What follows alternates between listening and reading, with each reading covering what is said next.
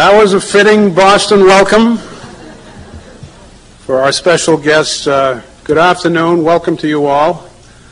Those who I have not had an opportunity to meet, I'm Paul Kirk. I chair the board of directors of the Kennedy Library Foundation. Many of our board members are with us. We're delighted for that. This is one of a series of special forums that the Kennedy Library and Foundation puts on under the leadership of Deborah Leff, director of the Kennedy Library, John Shattuck, the chief executive officer of the Library Foundation, and we are obviously honored by two very special gentlemen from the news medium whose names are no secret, but their introduction will come momentarily. But with respect to this forum, first of all, I would like to acknowledge and thank those who make it possible. Our lead sponsor is the Bank of America. We're also very grateful to Boston Capital, the Lowell Institute, and the Corcoran Jennison Companies.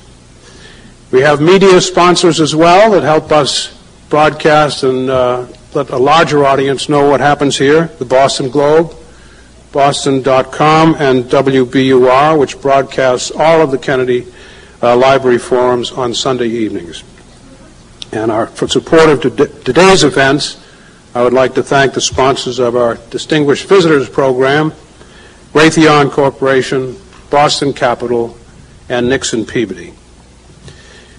Before proceeding with the forum itself, we have a special treat for you and a special treat for those of us affiliated first with the Kennedy Library and Foundation, as well as the Harvard Kennedy School of Government.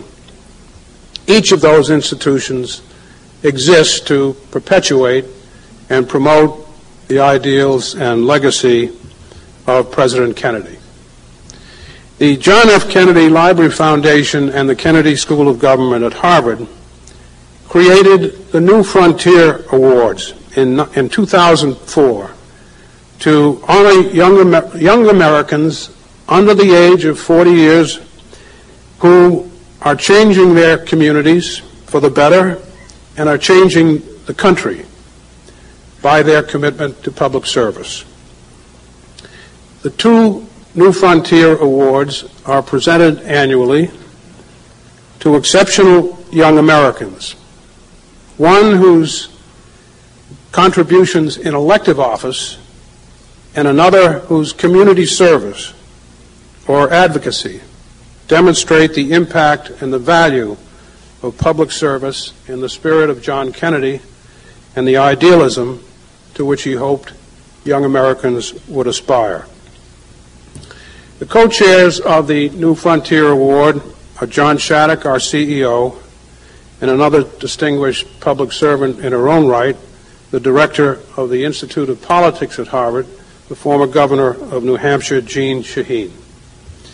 I also want to acknowledge and welcome Dean David Elwood, the Dean of the Kennedy School of Government, the students from the Kennedy School of Government who are here with us, as well as the fellows from the Institute of Politics. In accompanying our awardees, I want to acknowledge and welcome Shirley Madigan, the mother of Lisa Madigan. We're delighted that you're here with us. And Henry Fernandez, the husband of Kika Matos, and the Matos family that are here. We're delighted that they're here as well to congratulate, along with us, Kika for her good work. There is someone else here who bears the Kennedy name, and she has done so much in her own right as a human being to espouse and live up to the idealism of her mother and father. And she is the president of the Kennedy Library Foundation and a distinguished member of the board of the Kennedy School of Government's Institute of Politics. She needs no introduction, but she does deserve a welcome. So please welcome Caroline Kennedy.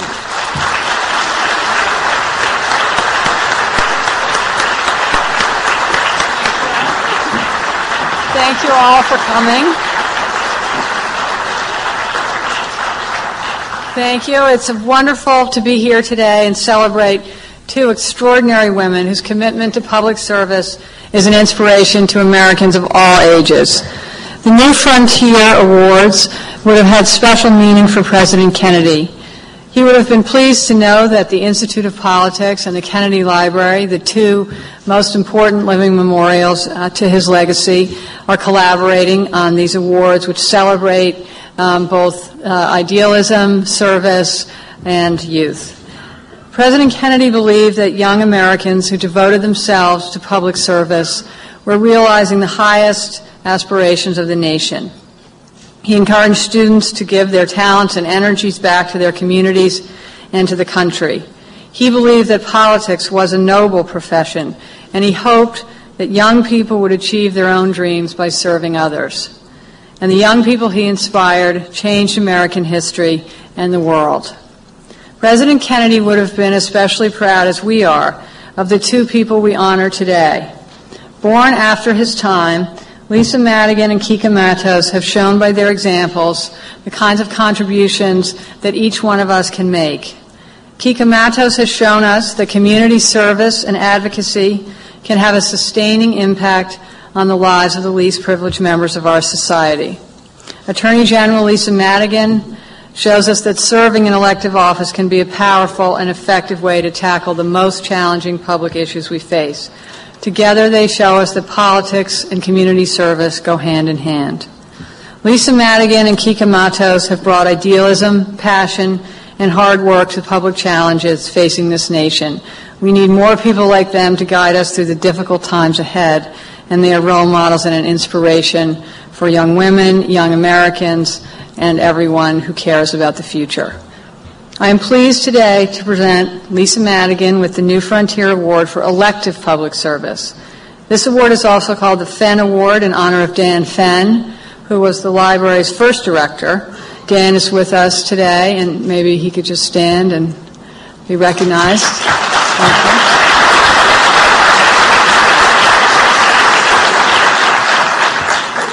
Lisa Madigan has demonstrated the impact of elective public office through her innovative work as Attorney General of the state of Illinois. She has won praise for her work on a wide range of difficult issues, whether telemarketing fraud, combating sex crimes, and really putting the power of the state on the side of women and children. She is really a role model, and we're thrilled to have her here today. We hope she'll come back many times. Attorney General Lisa Madigan.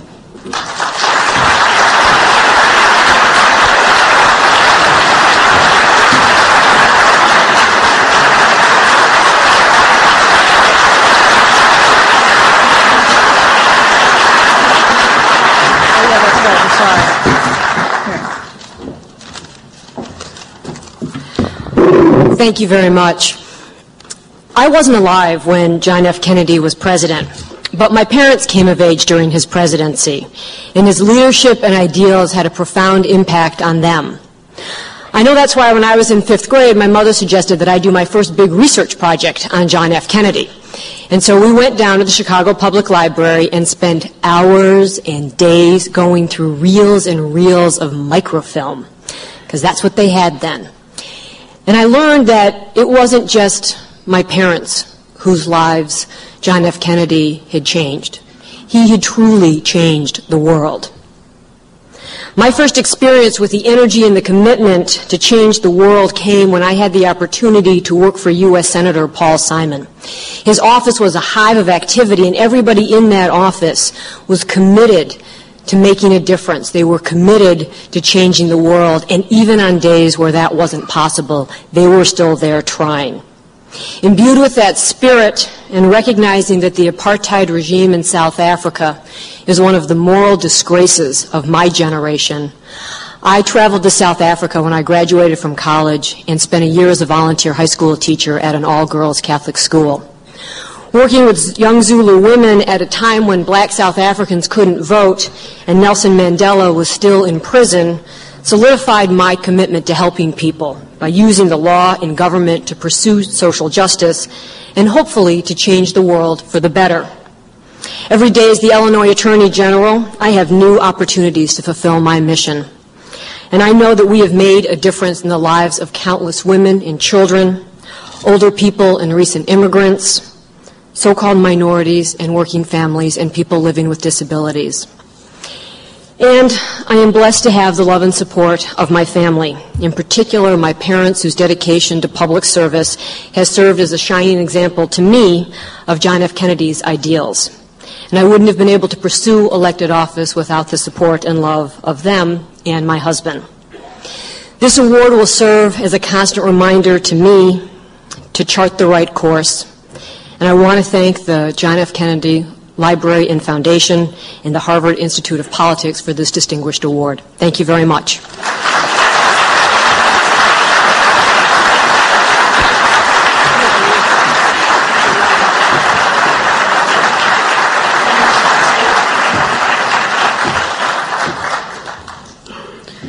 Now it's my honor to present the New Frontier Award to Kika Matos, who, although she is, as Paul Kirk keeps saying, under 40, has already served in a multitude of public service roles and has been long dedicated to ending the inequalities in our criminal justice system. Through her community and advocacy work in New Haven, and before that, working against the death penalty, she has improved the lives of countless others, especially those in the Hispanic community in New Haven. She is an inspiration to all of us, and I'm pleased to present her with the 2005 John F. Kennedy New Frontier Award.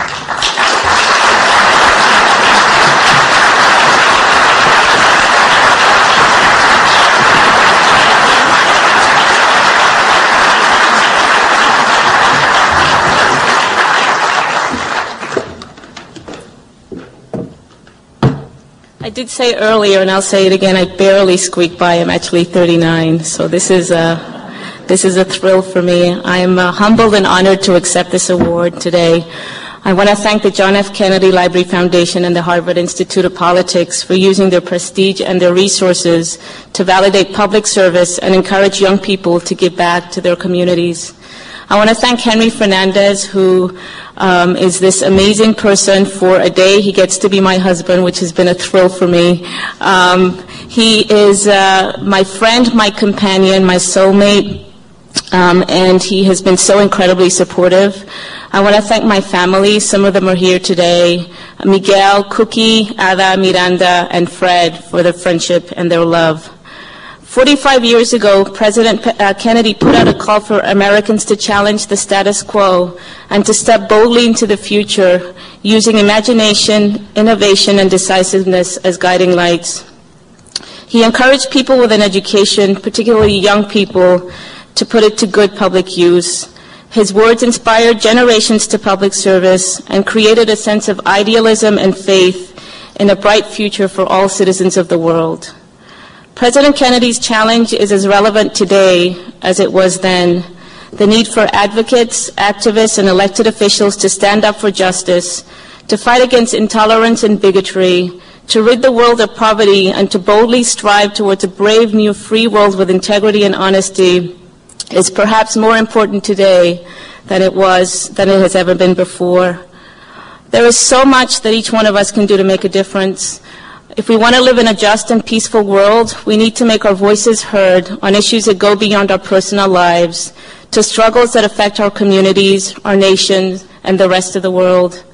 We must speak with those who strain to be heard, and clearly in the face of those who reap the benefits of power and privilege. As we review generations of profiles in courage, they tell us that we do not need to be powerless in the face of what sometimes seems like insurmountable problems. Lisa's work has impacted youth in South Africa, as well as thousands of people in the state of Illinois, including women, children, and the elderly. My work has focused on advocating for society's most disenfranchised, death row inmates, immigrants, poor people, individuals who are told that they have no voice or that their lives are of little consequence. We find strength in concerned communities and courage from those who have come before us in a history of struggle. Let it never be said by future generations that indifference, cynicism, or egotism made us fail to live up to the ideals embraced and espoused by President Kennedy. Let our creative efforts to serve the public good prove that President Kennedy was not a mere dreamer when he spoke about the new frontier. Thank you for listening and allowing me to share the possibility of a bright future. one in which each of us can make a difference and can really impact many lives in our world for which we are all responsible, including those lives that are helpless and hopeless without our attention, compassion, love, and commitment. Thank you so much.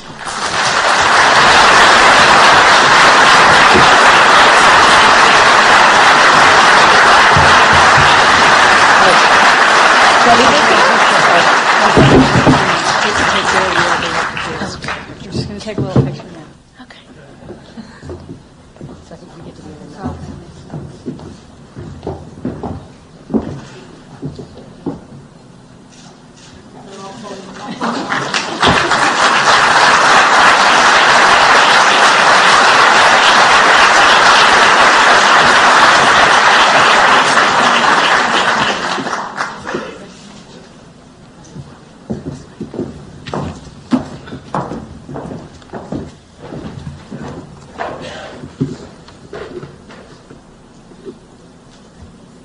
It is now my pleasure to introduce a very distinguished American. President Kennedy often said that had he not gone into politics, he would have liked to become a journalist. And I can't help but think that if my father had pursued journalism, Walter Cronkite would have been the kind of journalist he would have aspired to be. And if you have had the pleasure of visiting the museum, you will recognize him as the reporter and news anchor who chronicled the major events in President Kennedy's administration. Walter Cronkite knew before my father did that John F. Kennedy had been elected to the United States presidency early morning on November 9, 1960. And then he went on to report on the new frontier, which we have celebrated today through these awards. Walter Cronkite reported on the first orbital flight by John Glenn in 1962 and shared with all Americans the excitement of President Kennedy's pledge to land a man on the moon before the end of the decade. He understood and accurately reported the moral crisis of which my father spoke in describing the civil rights challenges facing our nation. And he reassured a frightened nation during the Cuban Missile Crisis. In 1963, Walter Cronkite launched the first half-hour evening newscast. And to introduce the first broadcast, he offered the audience an exclusive interview with President Kennedy. His own career began when he entered broadcasting as a radio announcer in Oklahoma City. He joined the United Press in 1937 and became one of the top reporters in Europe during World War II. Covering D-Day, and where he went ashore, he parachuted with the 101st Airborne. He covered the Nuremberg trials and served as the United Press's main reporter in Moscow for 2 years after the war. In 1950, he joined CBS in its growing young television division. He anchored the network's coverage of the 1952 presidential election, as he would continue to do with presidential elections until he retired. As the anchorman of the CBS Evening News from April 16, 1962 until March 6, 1981, he became an American icon and was widely known as the most trusted man in America. He is truly a distinguished American. We are honored to have him here at the Kennedy Library, and I ask you to join in welcoming him now.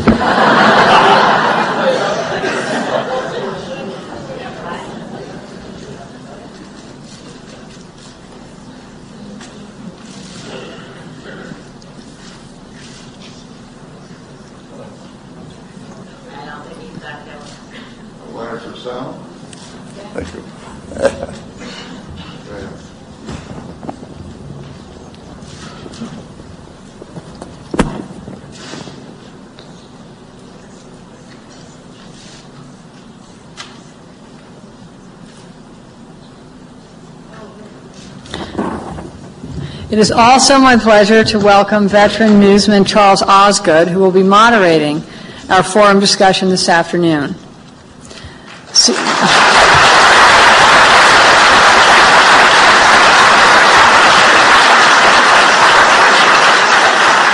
Known as CBS's poet-in-residence, Charles Osgood had anchored and reported for many CBS News broadcasts, including the morning news, the evening news, and the Sunday night news. He has been anchor of CBS News Sunday Morning since 1994.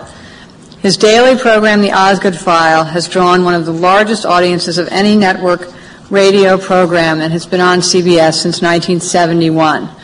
Charles Cavalls is one of the great broadcast writers, and it is our privilege to have him as our moderator, and please welcome him again. Thank you. Thanks again.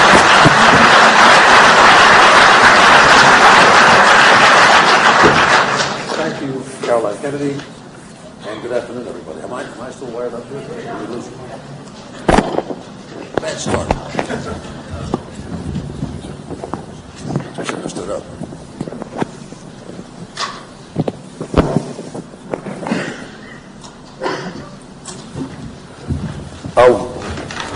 As you know, both Walter and I spent a number of years at CBS, so he and I go way back, and it's for both of us it's a privilege to be here and an honor to participate in this, and we certainly congratulate the winners of these New Frontier Awards. I've been asked to point out that after Walter and I have talked a bit about his life and career and all that he has seen, we're going to be able to take some questions. And there are a couple of members of the staff of the Kennedy Library who are here who have cards, and we'll be using those cards for you to ask questions. So if you have a question you'd like to ask, if you can just get the attention, they'll make themselves apparent. I think just ask for a card, write the question, and they'll see that we get it here in the next little while. Also, before we begin our little dialogue, I think it would be of interest to see a film that tells you something about Walter Cronkite and what he did and who he is. And here's that film now.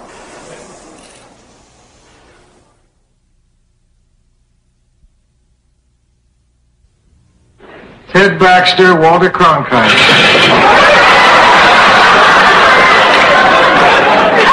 It's an honor to meet you, Mr. Cronkite. Call me Walter.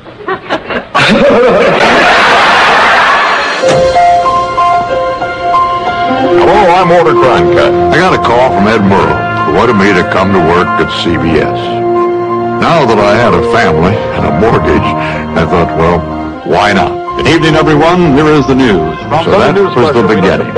Anchoring the news and covering the news, first on that CBS station in Washington, and then on the network from New York. This is Walter Cronkite. Everything we did was for the first time, and you were there. Behind me, you see the course of the Explorer. Sometimes when things went wrong, they really went wrong. Unfortunately, however, the film seems to be upside down. This is Walter Cronkite reporting. I was assigned to take over the CBS Evening News in the spring of 1962. Soviet Premier Khrushchev has called for an 18-nation Supreme Court today legalized abortion. Flurry of activity at the Jack Ruby trial. I will try to suggest the enormous scope of the pollution problem alone. Ultimate risk of a meltdown at the 3 Mile Island atomic power plant. I spent 19 years at that desk. The Arab oil embargo. Watching historic changes in everything from the world order President Reagan today opened to clothes and hairstyles, including my own. impeachment of President Richard Nixon. The 60s, undoubtedly, were the most turbulent decade of this century. I have a dream. There were the assassinations. Dr. Martin Luther King, the apostle of nonviolence in the civil rights movement, has been shot to death in Memphis, Tennessee. Most of the day, I didn't have keenly felt emotions, except for the moment when I had to say that the president was dead. President Kennedy died at 1 p.m. Central Standard Time, 2 o'clock Eastern Standard Time, some 38 minutes ago. And I almost lost it there. I went to Vietnam for the first time in 1965. The American people were confused.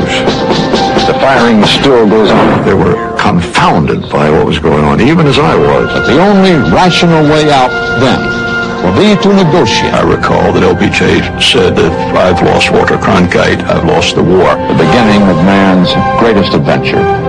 The landing on the moon presented an interesting emotional challenge for me. 4, 3, 2, 1, 0. When that vehicle landed on the moon, I was speechless. I really couldn't say a thing.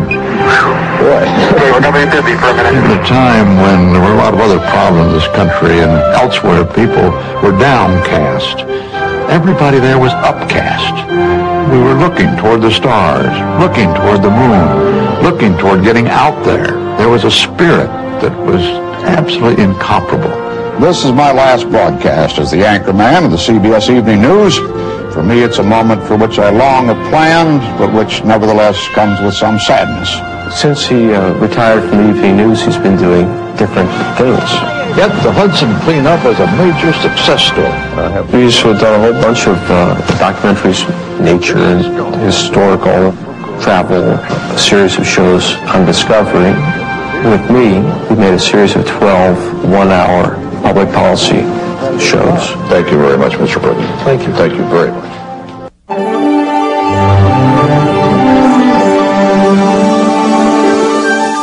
I get a lot of recognition on the street these days from little toddlers around who weren't even born while I was doing the evening news. And it turns out it's all from dinosaurs. I did a 4-hour series on dinosaurs. Did you see that? And little kids keep coming up to me and saying, "You're the dinosaur man." Well, there was quite a century. The best of times, the worst of times. But you know, if there's anything I learned, it is that we Americans do have a way of rising to the challenges that confront us. Just when it seems we're most divided, we suddenly show our remarkable solidarity. The 20th century may be leaving us with a host of problems, but I've also noted that it does seem darkest before the dawn. There's reason to hope for the 21st century, and that's the way it will be.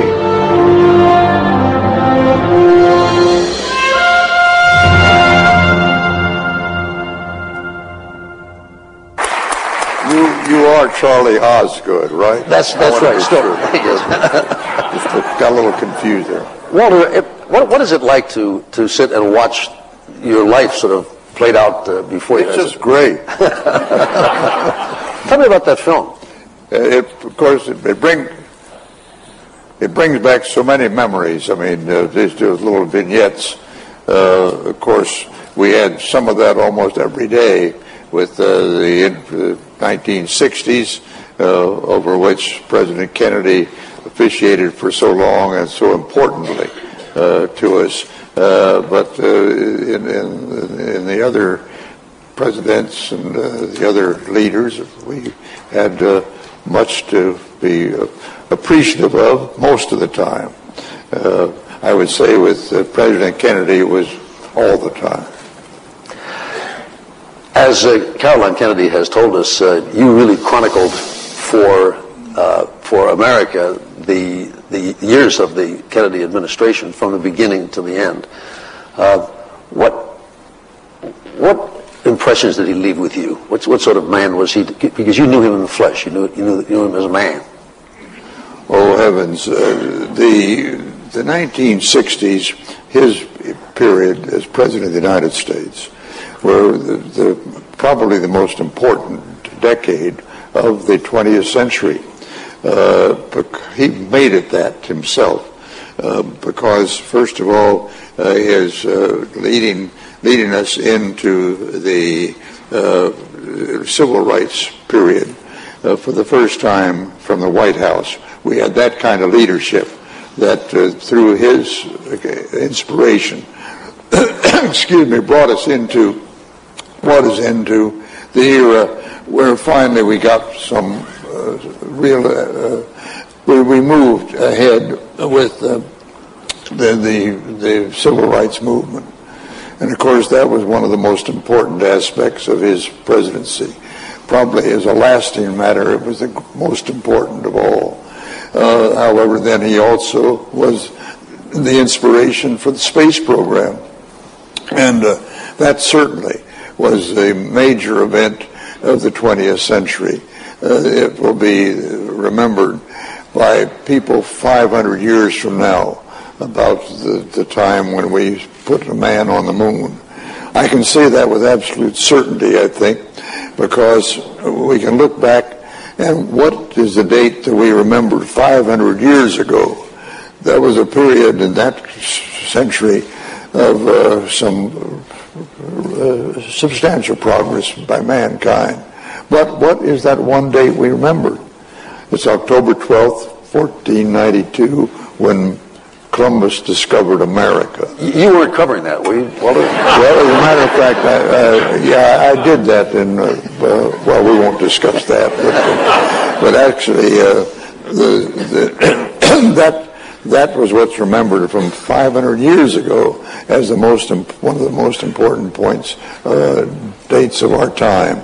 Those young people from 500 years from now, living on the planets and the cities in space that we will establish, the date they will remember is the date that we landed man on the moon and made it possible for them to live where they will be living 500 years from now. Now, people used to talk about how one day they'd be sending Walter Cronkite into space because you were almost regarded as one of the astronauts. You had gotten so close to the program and stood so much for it. Do you regret that you never did get to go into space? Well, very much so. It's the one thing that I really wish I had accomplished is a space trip. Particularly, I would like to have landed on the moon, of course. But that wasn't to be. As a matter of fact, the space program was planning to send a newsman into space, not the moon necessarily, but into space. We hadn't yet had a civilian reporter out there, and there was a program going on selecting one of us who were applying to go, and they were working on that very subject and about to pick one or two of us to take the physical exams and go when Nixon went to Chicago to a meeting of the teachers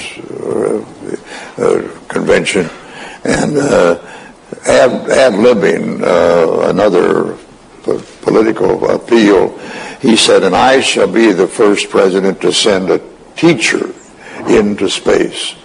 Well, when he said that knocked us out, and unfortunately the poor teacher was selected, and of course she was lost in that mission. Yeah. So you're glad that you weren't on that particular flight, but you were glad you're not on that particular flight. But what I noticed even on our little film here, that at that moment, you really seemed to be overwhelmed, almost speechless, because and which leads me to ask you about how often would you let your own emotions show like that? How often did I do what? Let your own emotions show on the air there. I mean, obviously you were impressed. You knew this was a great moment, and you were sharing it with the American people, and you were moved.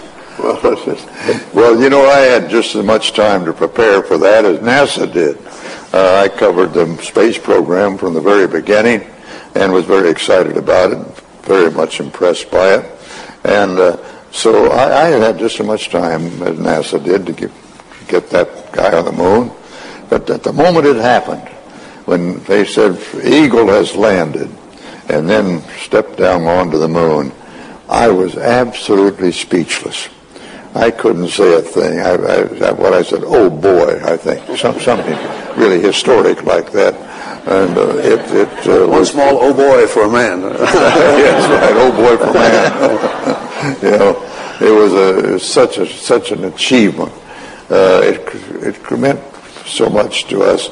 And of course, President Kennedy was responsible for that. He didn't live to see it, but he pledged it. He arranged for the NASA to be organized for the purpose of landing a man on the moon, and we did it.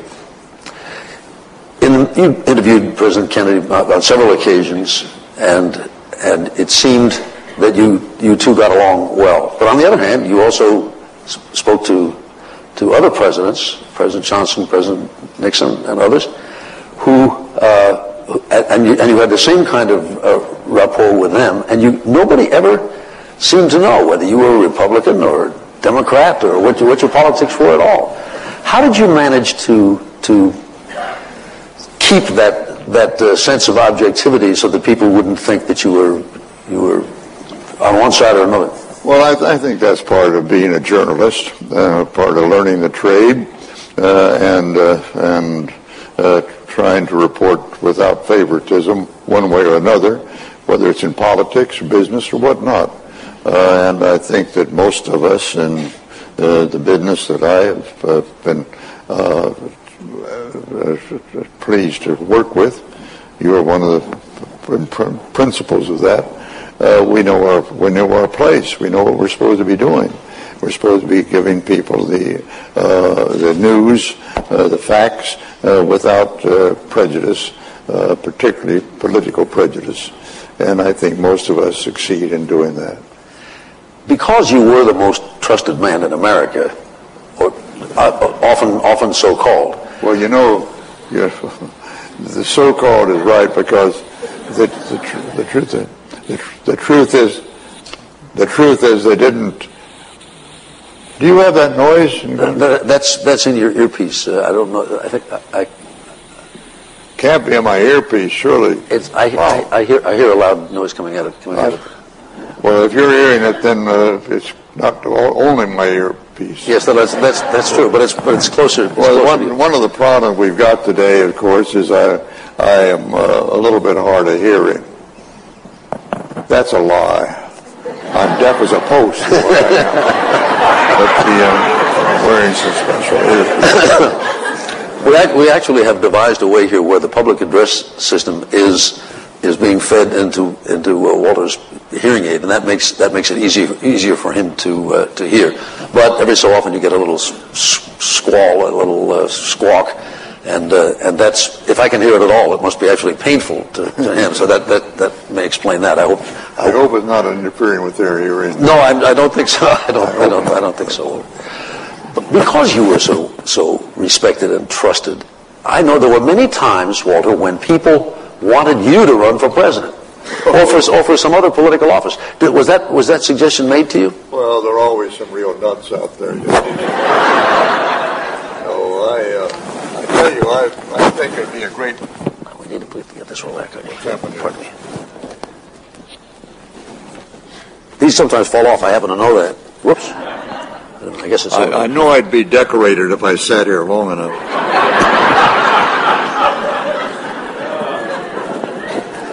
Let me see. I don't know what we do here either. It belongs on there. Is there an expert in the house? Here we go. Here comes. I'll probably knock mine off now. Yes, I have. Well, maybe I don't have to hear myself. Although I collect what I say usually. Yeah. Oh boy.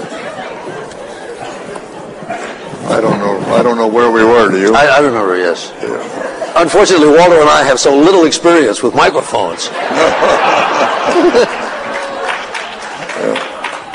But anyway, I've now, the third time I stand up and lose this will be I'm struck out. Sure.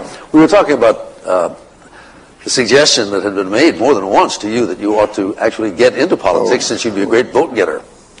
Well, the most serious overture ever made to me like that was a suggestion from Bobby Kennedy when he was a senator that I run for the Senate. And I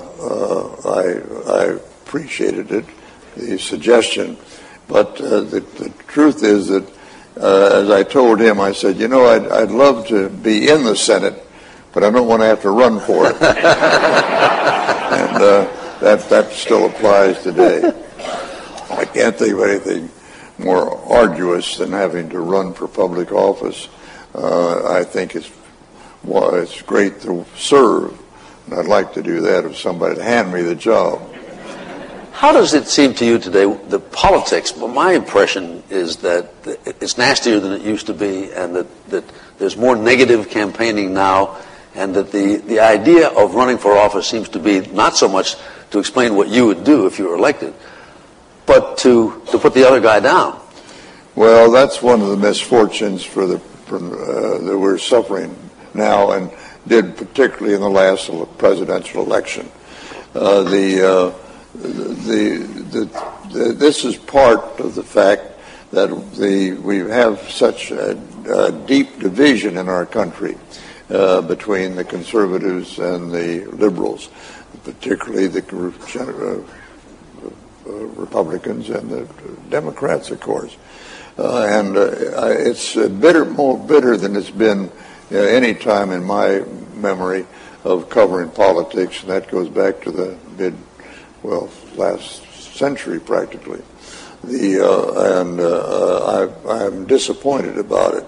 I think that we could debate the subjects that are before us, that are most important in deciding the future of our country, without this bitterness that seems to now permeate all of politics, with both what is happening and what the parties are doing about it, which is not the best arrangement.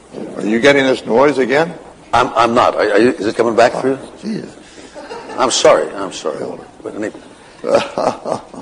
Well, that's.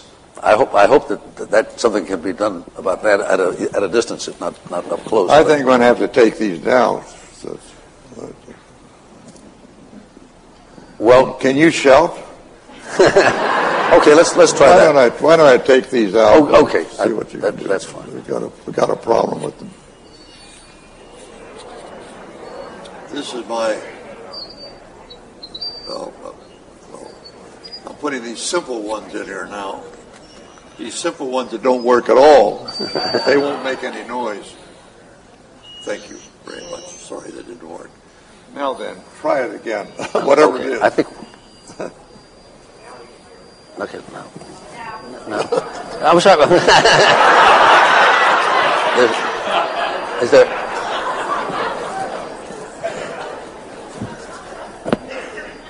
How's it? This is my chief of staff who's responsible for all of this. She's a wonderful woman. Okay, is that more comfortable now? Yeah. That's good. I can remember when Everett Dirksen, when he was majority or minority leader, which he was at different times. Who is this? Everett McKinley Dirksen. Oh, yes, right. And then Lyndon Johnson, before he became president, had been majority leader or minority leader at different times. And those two men were diametrically opposed politically. But at the end of every day, they would meet in one of their offices and have a drink, just as a gesture of saying that as men they respected one another. And I think that spirit seems to have gone now. Is that your impression too, that people just aren't as nice to each other on the Hill anymore? No. We've got a problem now. I really didn't understand all that question. Okay. Let me. I just have to add a little. I will try to speak loudly. Anyway, I think the point has been made that politicians aren't as nice to one another as they used to be. Yeah. How important was it for you as a preparation to do your reporting on television, to have spent those years as a war correspondent and preparing stories for print? Was that important in making you be the reporter you were? Well, I think that for any reporter, every major story you cover is an experience that helps set you up for the next one. They all have a little different touch to them, a little different challenge, a little different insistence on you're doing it the right way by being sure that you do it fairly, as honestly and straightforward as you possibly can. And each story has its own challenge. So the longer you're at it, the more challenges you meet, and perhaps you perfect your trade a little bit that way. But you did this at first in print for many years before you did it on television. Had you imagined yourself someday you had been a announcer on radio early in your career? Did you have dreams of someday of television, or was television didn't even exist at the beginning? Wait a minute, what's that again? Walter, had you ever thought of yourself as someday being like the icon that you became and becoming the man on television who gives the news? Oh, of course not, and I don't quite accept that even today. The exposure of all those broadcasts over the years, and actually my experience in press, newspaper reporting with the United Press over some very valuable years of learning, all of that melds into the experience package that any of us for these years of experience will absorb, I think. There are some who criticize television today as being too focused on entertaining the audience. And I recall that famous speech that Ed Morrow gave, which is to be seen in that movie that George Clooney has done, Good Night and Good Luck, about television. Unless it really focuses on the story, tells the right stories, and tells them seriously, is nothing but wires and lights in a box. And I think that some might say that vision has come true. Well, I think that he had reason to make that statement at the time. That was in the very earliest days of television. It has developed, of course, considerably since then. And I think that actually the serious broadcasters in television do a very good job. There's an awful lot of attempt to amuse, to entertaining in television today, particularly in the news area. And that is not what we should be doing, I don't think at all. And I'm embarrassed when some of the cable networks particularly indulge in that. These talk shows, you know, I'm all for them. The guys who do it, the guys and girls who run these talk shows are talented and bright and good. And the people they bring onto their panels are people I want to listen to. But I can't listen to them because they shout at each other all the time. And the reason they do that is to entertain. Their bosses say we want a lot of entertainment. Shout at each other, apparently, as a way to entertain. And I think it's a great shame, because an awful lot of talent that we should be listening to, both political figures and experts in other fields, we're not getting anything from them. You can't hear them, can't listen to them. I can't anyway. Do you think, Walter, that maybe they're encouraged to do it that way by the television people whose interest is getting the biggest possible audience? So whatever you can do that's going to draw the big audience, that's what you do, even if it's standing on your head. Exactly. Sure. You're right. You can say that again. If you don't mind saying it again, I'll hear it. As long as I don't...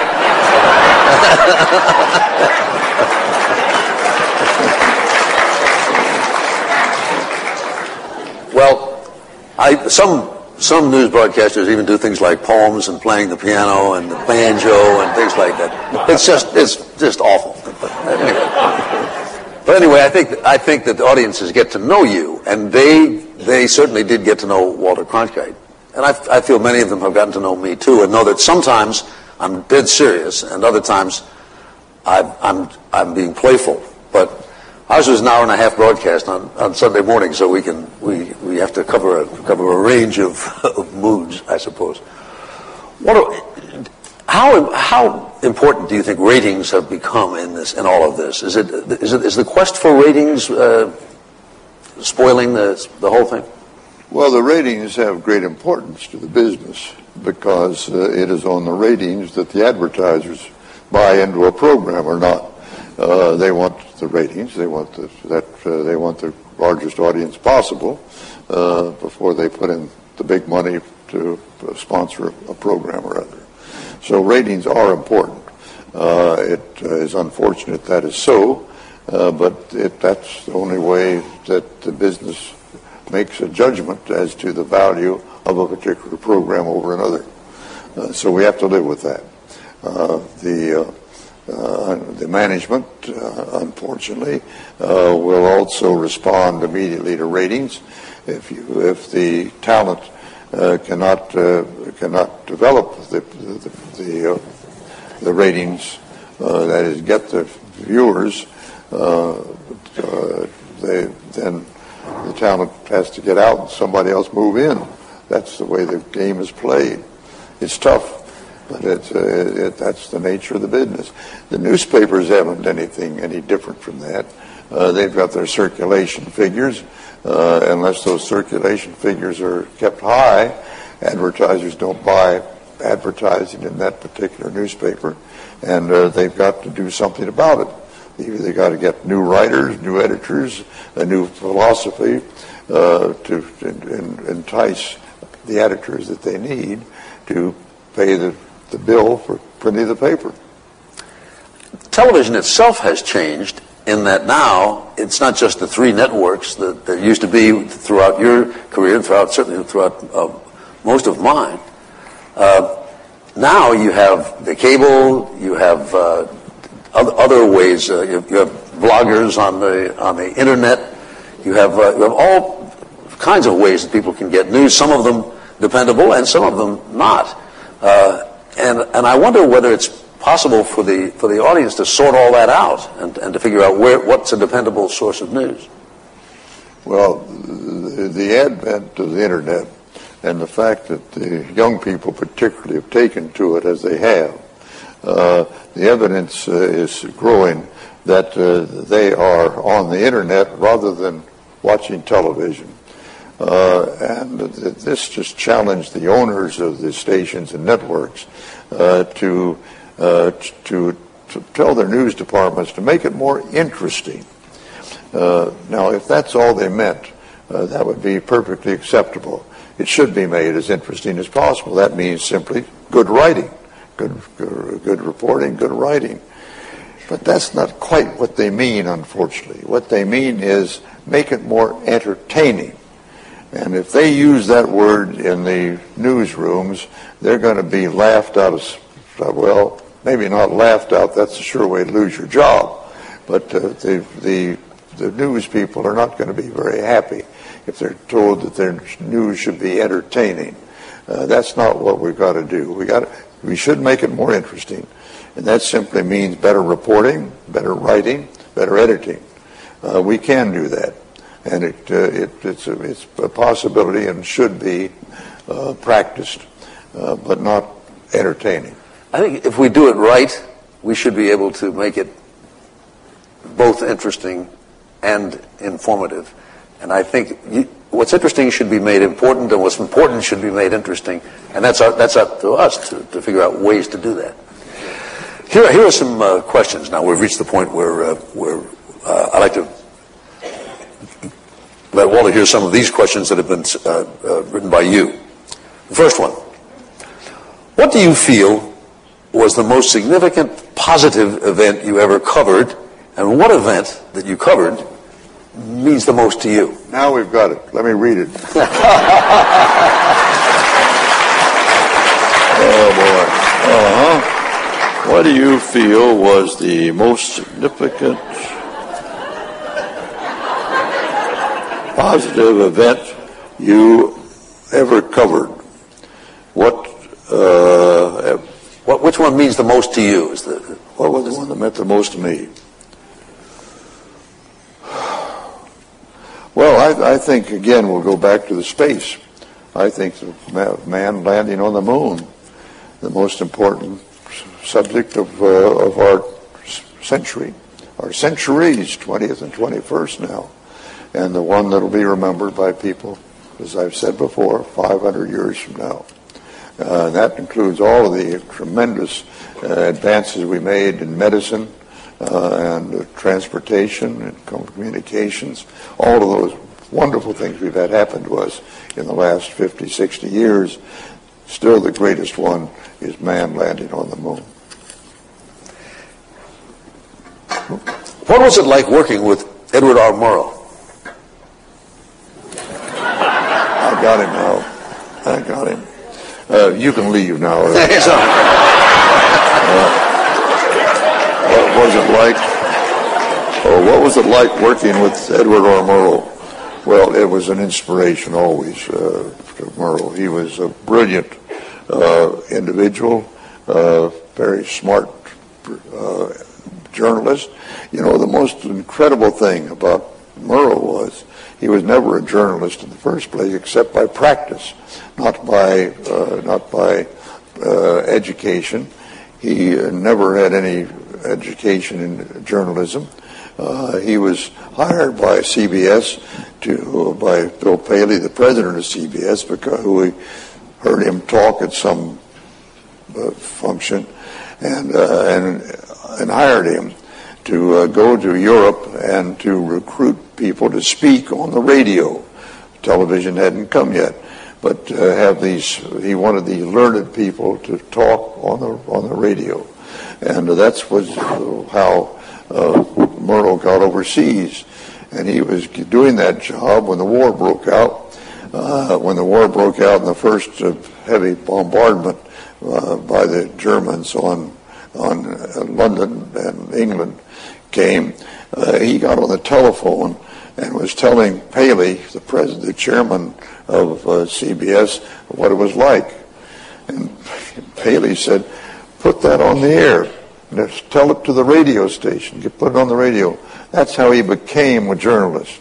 He was just brilliant in what he did, and beautiful to hear, a great reporter, and made history that way. And he was a model for all of us in his reporting on the scene during the battle of during the bombardment of London. And I think that it was obviously of influence to you, and I think everybody at CBS, if there was such a thing as a CBS style, it was to look at Ed Murrow as a model, and I think the best people in this business still do that. Well, many of us came out of print to radio and television, and he taught us how to transfer our print experience into broadcast experience.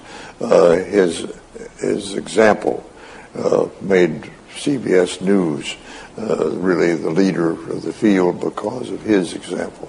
So that was a pretty good idea of Bill Paley's to say, put that man on the radio. Right. Well, why do you think today's journalists didn't ask the president tough questions on Iraq? Thank you. Why do you think today's journalists didn't ask the president tough questions? What's that? Tough questions. Oh, tough questions on Iraq. Well, now which president do you think we should be asking the tough questions to? I think there's a little trap in this one.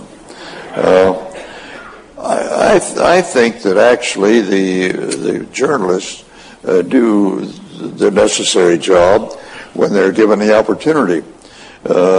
Some presidents give the press more opportunities in their news conferences than others. I need not tell you which or which. I think perhaps you're intelligent and you realize where how some presidents, for instance Kennedy, had many news conferences, frequent news conferences. Others, who we need not name right at the moment, who have very limited news conferences, and at those news conferences do not really open the news conference to the reporters there, but have selected, it seems, particular reporters that apparently are told in advance what questions they may or may not ask. That seems to be the pattern. I can't swear that that's what happens, but it looks like it to me, and among my friends who cover the White House, that seems to be the preponderant feeling of how those news conferences today from the White House are handled.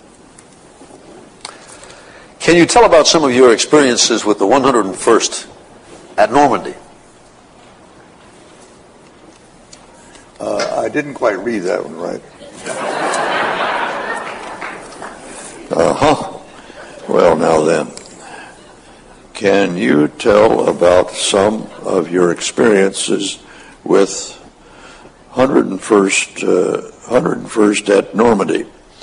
If you're speaking 101st Airborne, I can totally tell you that I was on the ground in Normandy and did not go in by glider or parachute into Normandy. I went in on foot to Normandy 3 days after D-Day, and there I saw the terrible cost that airborne operations and gliders particularly had cost us in our loss of life there. It was a terrible thing to look at. I signed on to go with 101st Airborne on their next mission after Normandy, despite what I saw there on the ground. But I took some training to go by parachute. Some very, very simplified training in Britain to go on the next 101st Airborne mission. We were scheduled to do one of the great stories of all time. We were going to land in Rambouillet Forest outside of Paris and be the group that would take Paris and liberate it from the Germans. Unfortunately, one of the land groups, the Third Army, Patton's army, got into Paris before the airborne could take its mission, and we weren't needed there. We didn't have another mission until we went into the Netherlands to try to get across the Rhine in the Netherlands and simplify the battle in Germany itself. We did make that mission at that time, and unfortunately I had a terrible experience with that.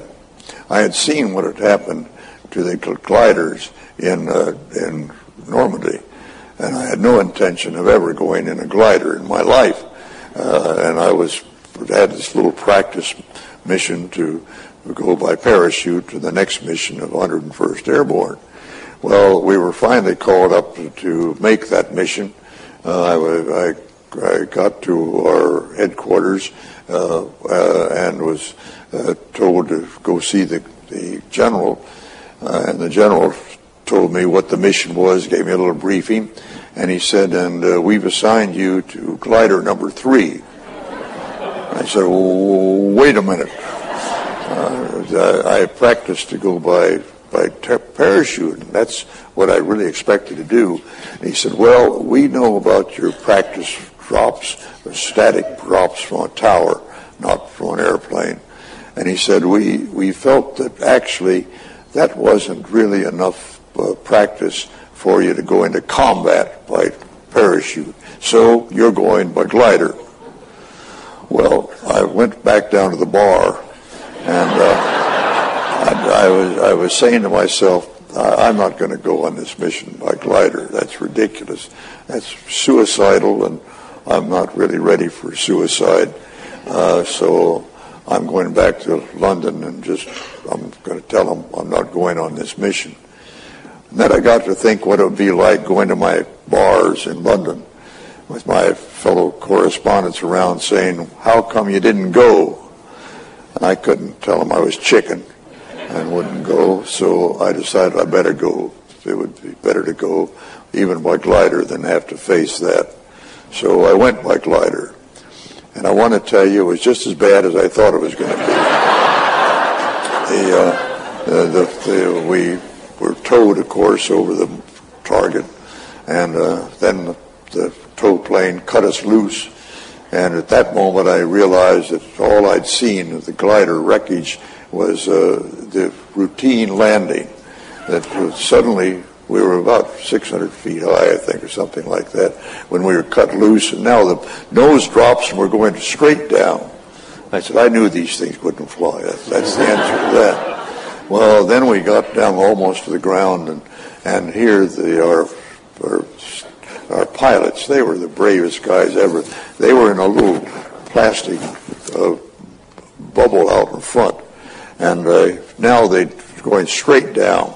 And when they're about 100 feet high, they pull out, and you almost feel like you're going to go right through the bottom of the glider.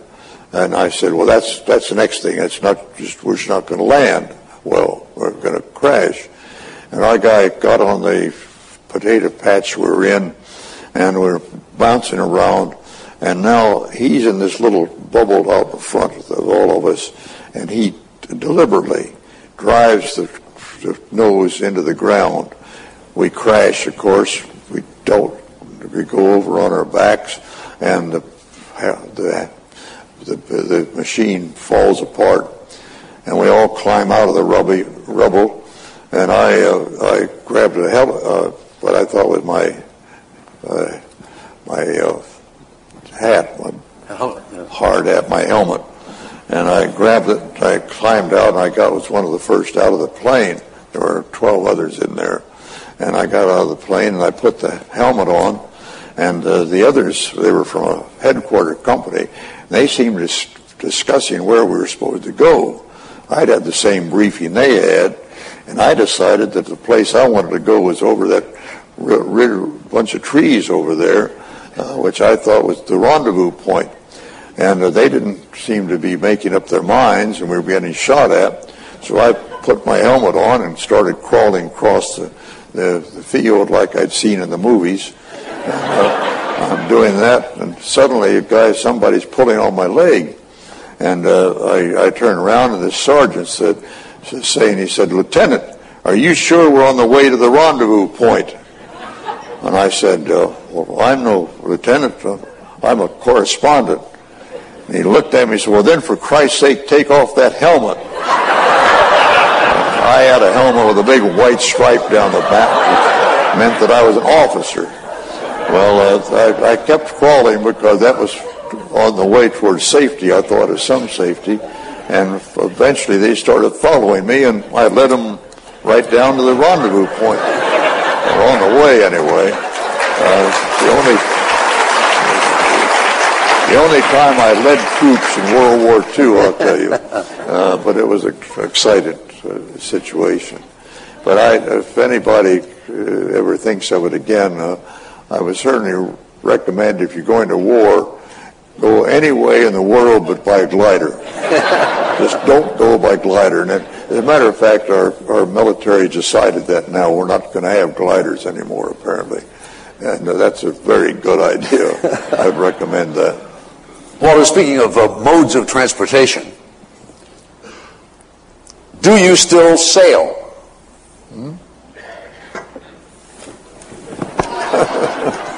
You're doing a great job. Nothing to it.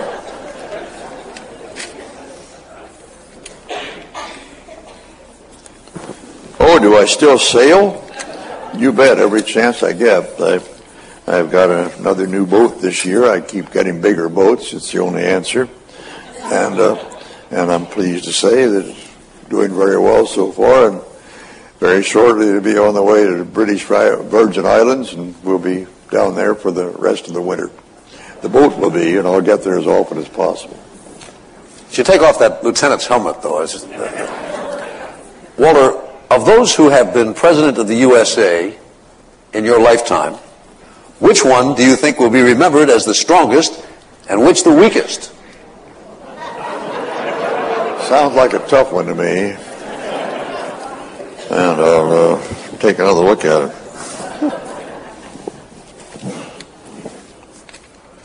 Oh, let's see now.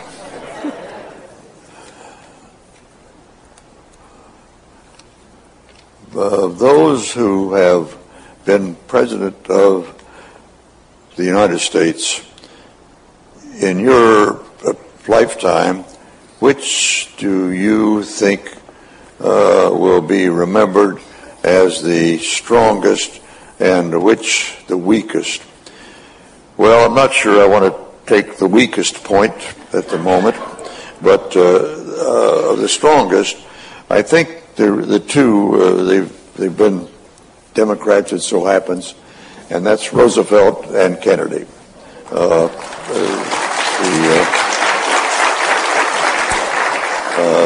They both were noted for initiating the laws and the missions that improved this nation considerably.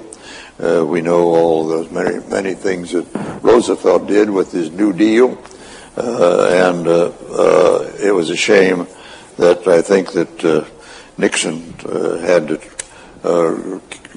Reagan rather, had to reverse the New Deal and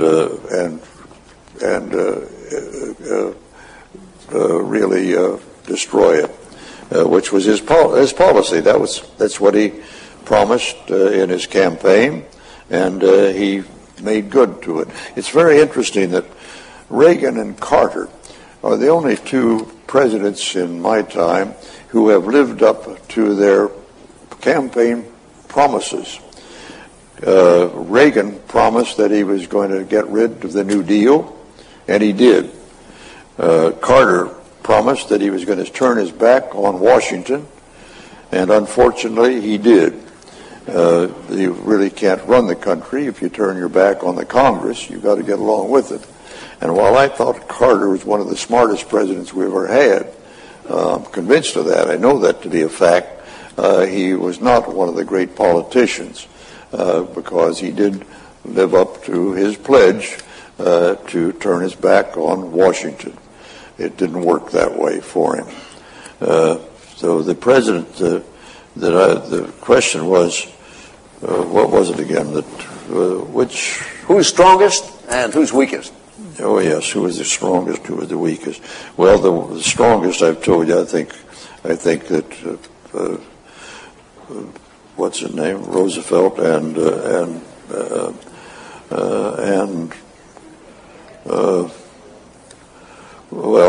strongest. As I say, I can't say that Carter was the strongest. I think he was probably the smartest. Mere brain power.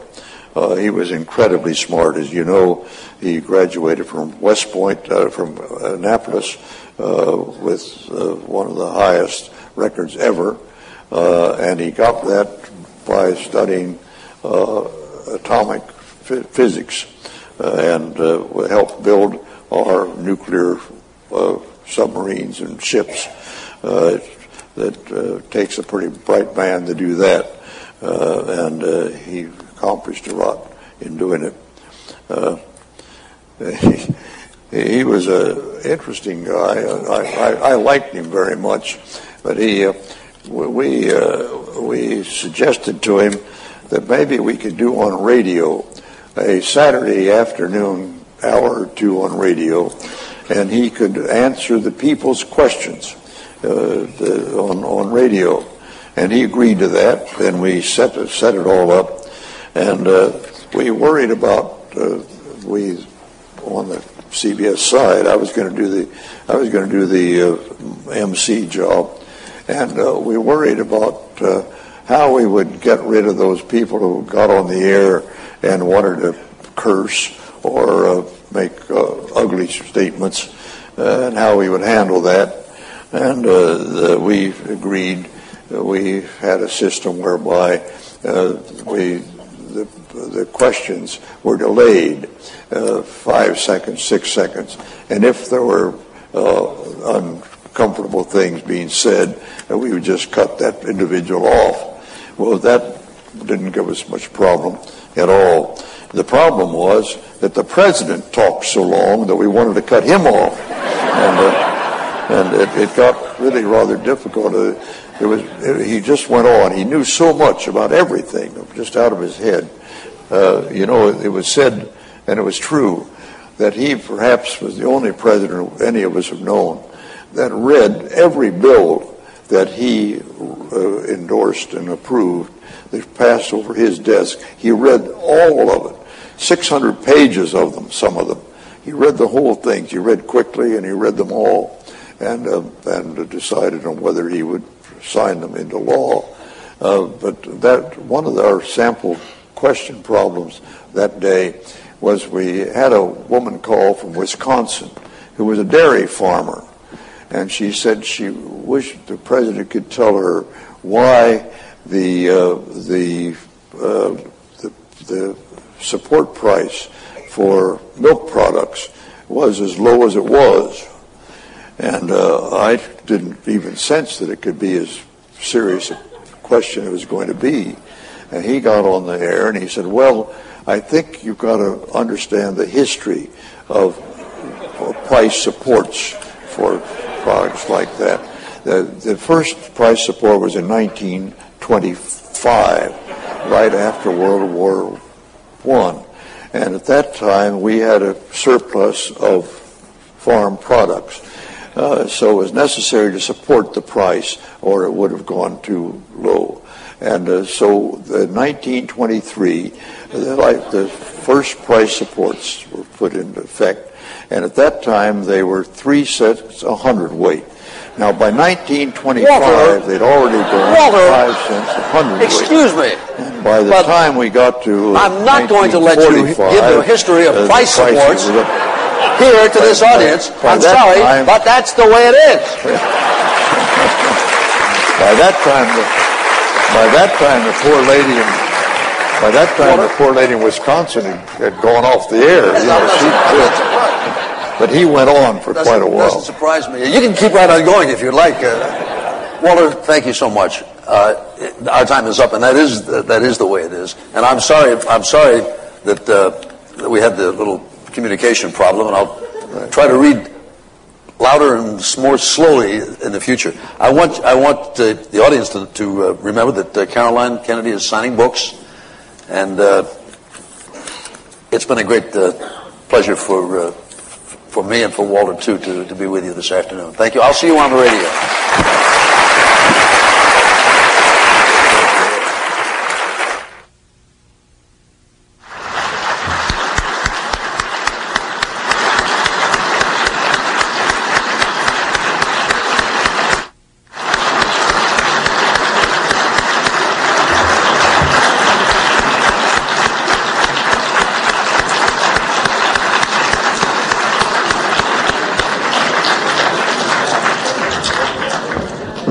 Just a word to this audience.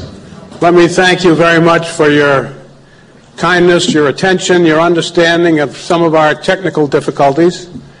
I'm going to ask two things. One, if you'd remain in your seats, Caroline will be in the pavilion shortly for book signing opportunities for those of you who would like to purchase a book at the gift shop and have Caroline sign the book.